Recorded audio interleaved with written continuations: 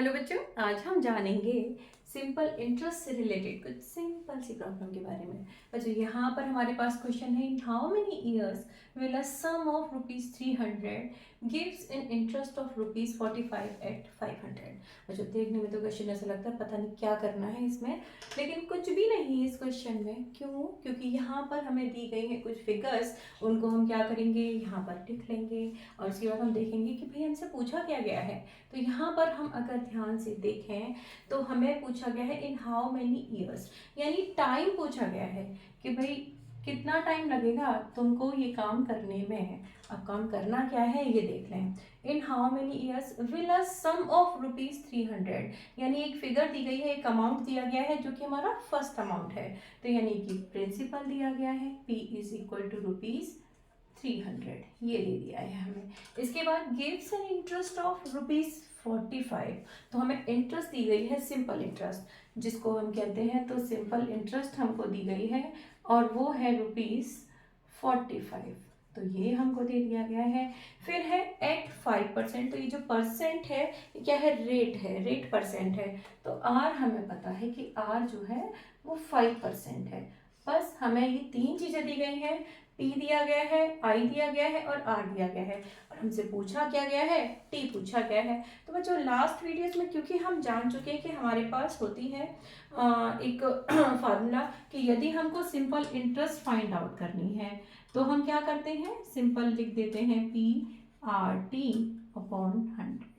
इस तरीके से हम अपनी सिंपल इंटरेस्ट को फाइंड आउट कर सकते हैं। यानी कि हमें अगर सिंपल इंटरेस्ट फाइंड आउट करनी है तो हमारे पास P होना चाहिए, R होना चाहिए और T होना चाहिए, तो हमें सिंपल इंटरेस्ट पता चल सकती है। यानी तीन फिगर से हम चौथी फिगर को पता कर सकते हैं। तो यदि हमें कभी इस तरह का क्वेश्चन हो कि हमें P नहीं पता है, सिंपल इंटरेस्ट R और T पता है, तो हम कैसे पता करें। अगर हमें R जानना है, बाकी तीनों पता है, तो हम किस तरह करेंगे। और यहाँ पर हमें क्या है, T पता करना है, बाकी तीनों जो है वो तो हमें पता है। तो हम क्या करेंगे, ये जो हमारा फॉर्मूला है इसको थोड़ा सा रीअरेंज कर लेते हैं कि भाई हम यहाँ पर क्या करेंगे, इसके अकॉर्डिंग हमको T को फाइंड आउट करना है। यानी इसके हिसाब से यदि हम देखें तो ये जो हमारा T है इसका फॉर्मूला क्या बनता है, इन तीनों फिगर्स से हम देखेंगे SI यानी सिंपल इंटरेस्ट इनटू 100, यानी ये यहाँ पर क्रॉस मल्टीप्लिकेशन है, तो ये हुआ सिंपल इंटरेस्ट इनटू 100 अपॉन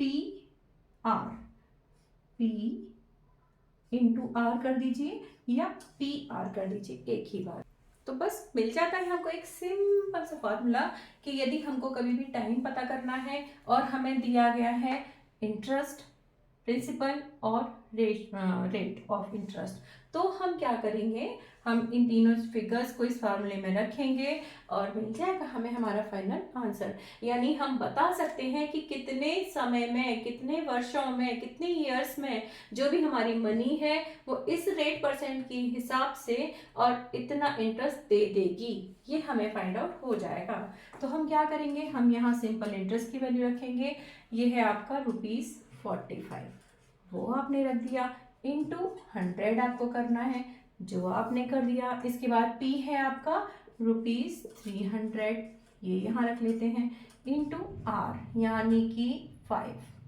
बस अब इसको सिंप्लीफाई करेंगे तो सिंपल, क्योंकि आप जानते हैं कि यहाँ पर आपके 100 हैं और ये 100 जो है इससे आपके ये 300 हो गए 3 टाइम्स, 3 से आपने किया 45 और ये हो गया 15 टाइम्स। अब इस 5 से आपने ये 15 भी कर दिया कैंसिल, तो ये हो गया 3, यानी एंड में आपके पास क्या बचता है, केवल 3 बचता है। तो इसका जो आंसर होना चाहिए 3, हम क्या पता करना चाह रहे हैं, टाइम, तो ये जो आंसर होना चाहिए वो ईयर्स में होना चाहिए।